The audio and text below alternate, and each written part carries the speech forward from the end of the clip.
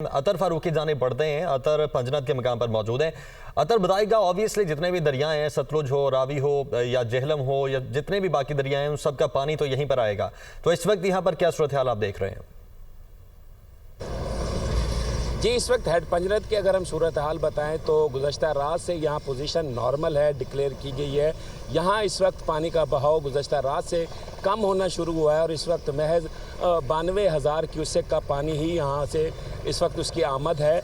जहाँ पर जब हमारी इंतज़ामिया से बात हुई है, ये जो ऑफिशल्स हैं हेड पंजनद के, तो उनका ये कहना था कि ये जो जितने भी बड़े सैलाबी रेले आए हैं उनकी जो ब्रीचिंग हुई है और वो जो उनका पानी फैला है उससे बड़े सैलाबी रेलों का जो है ज़ोर टूट चुका है। ताहम अगले 48 घंटों के पंजनद पे जो है 4.5 से 5 लाख क्यूसेक तक का जो पानी है उसकी आमद मुतवक्के है। ताहम चूँकि हेड पंजनद की जो कैपेसिटी है 8,40,000 क्यूसेक से भी ज़्यादा है, तो वो यहाँ पर नॉर्मल पोजीशन में ही रहेगा।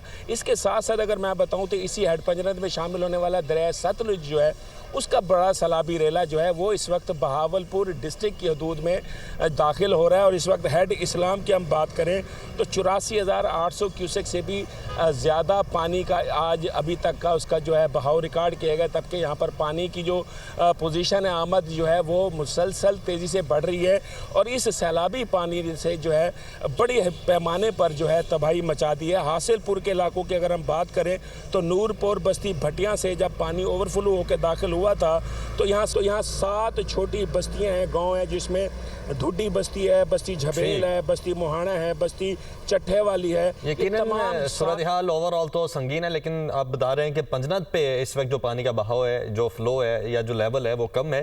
ठीक है, आप सब रिपोर्टर्स ने हमें अपडेट किया। आपसे मजीद भी अपडेट्स लेते रहेंगे। अभी के लिए बहुत शुक्रिया।